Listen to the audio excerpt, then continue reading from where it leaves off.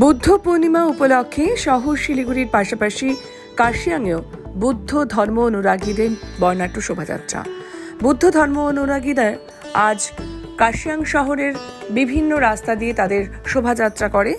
আজ বুদ্ধ পূর্ণিমা, সারা ভারতবর্ষ জুড়েই এই বুদ্ধ পূর্ণিমা উপলক্ষে তাদের বিভিন্ন ধর্মানুষ্ঠান চলছে এবং সেই সঙ্গে শহর শিলিগুড়ি ও কার্শিয়াংও চলছে তাদের শোভাযাত্রা। সারা শহর জুড়েই বিভিন্ন রাস্তায় এবং বিভিন্ন স্থানে তাদের বিভিন্ন বুদ্ধ মঠগুলিতে চলছে শোভাযাত্রা এবং বিভিন্ন ধরনের অনুষ্ঠান।